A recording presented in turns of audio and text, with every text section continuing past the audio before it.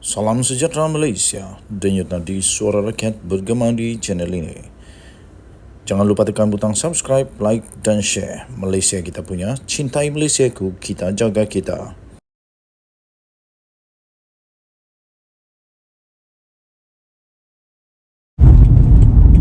Salam sejahtera Malaysia, denyut nadi suara rakyat bergema di channel ini.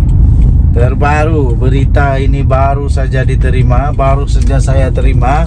Ini tentang rasuah yang membabitkan bekas Menteri Kanan Malaysia. Razzie Jidin. Hari itu di parlimen bukan main lagi. Dia tarik balik dia kata kepada Perdana Menteri. Rupa-rupanya Datuk Seri Anwar Ibrahim tak tarik balik kerana dia ada merit. Dia ada alasan kenapa dia cakap begitu. Razzie Jidin dah tahu sekarang ni tinggi atau rendahnya langit biru, besarkah kecilnya dunia ini. Kesian dia, dah kantoi sekarang ini. Dan harap-harap dia tak buat salah apa-apalah. Kalau dia buat salah, habislah. Dia adalah orang keberapa di dalam Bersatu PPBM dalam Perikatan Nasional yang didakwa menyalahguna kuasa, rasuah dan macam-macam lagi lah pertuduhan. Aduh, kesian.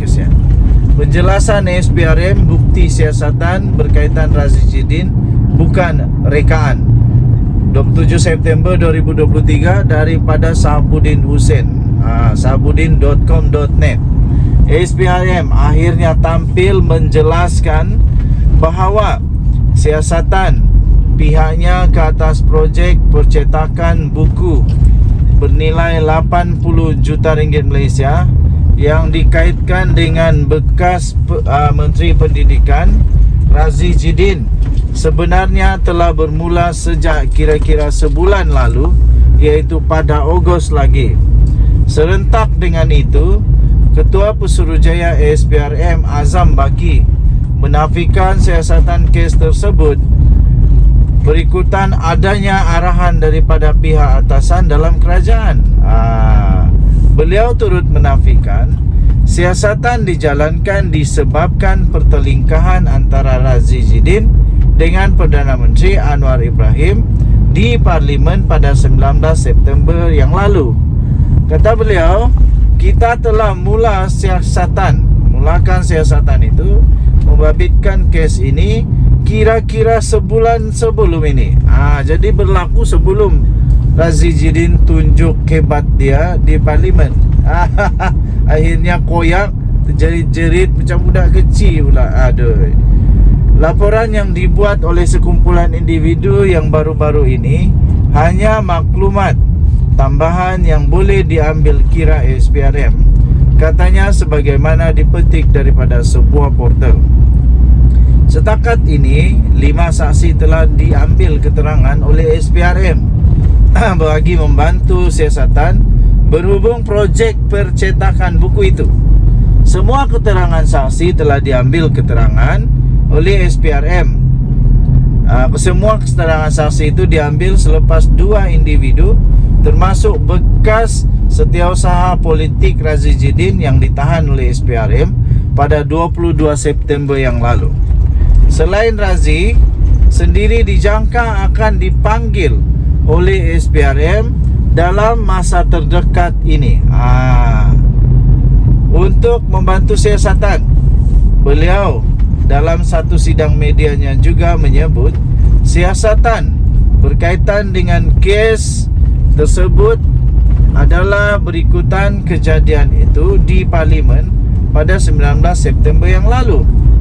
Banyak pihak pro Perikatan Nasional, pro PN, tidak terkecuali turut beranggapan yang sama, iaitu siasatan tersebut adalah kononnya hanya untuk tindak balas Anwar terhadap Razzie Jidin selepas kedua-duanya bertelingkah di Parlimen. Tetapi dengan penjelasan SPRM bahawa siasatan sebenarnya telah bermula sejak Ogos lagi, bermakna segala tomahan dan fitnah yang disebarkan selama ini adalah tidak benar sama sekali.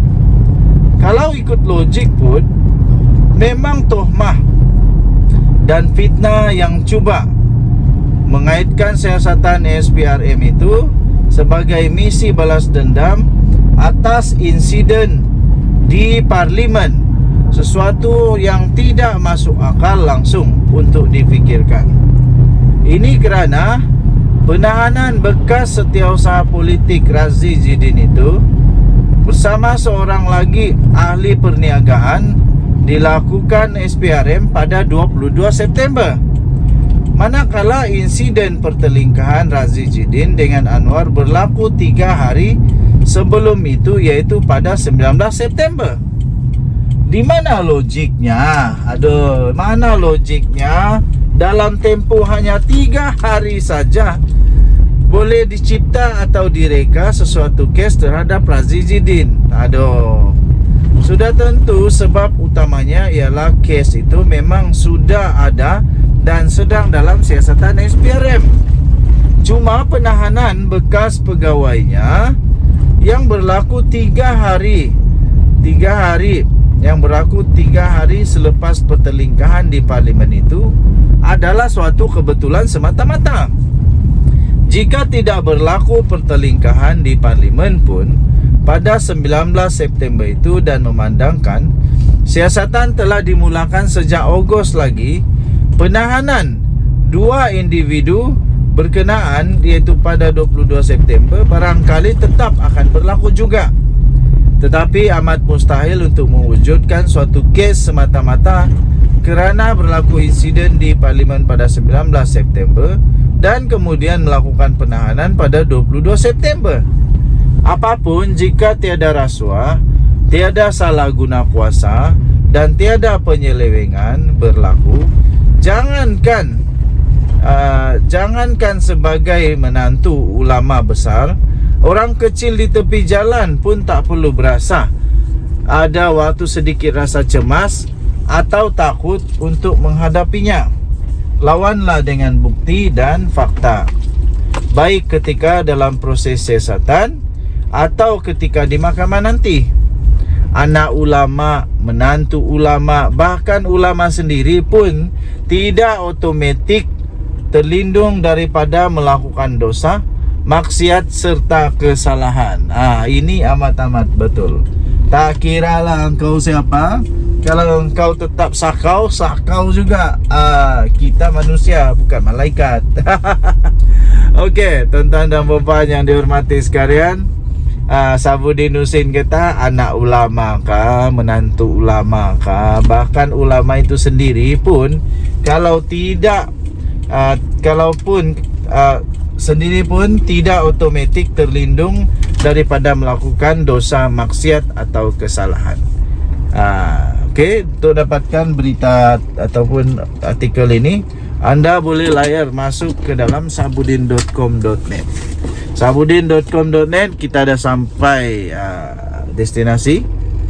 Dan anda boleh tengok di sabuddin.com.net 27 September lalu penjelasan SPRM bukti siasatan berkaitan Razi Jidin bukan rekaan. Kita jumpa lagi. Bye bye.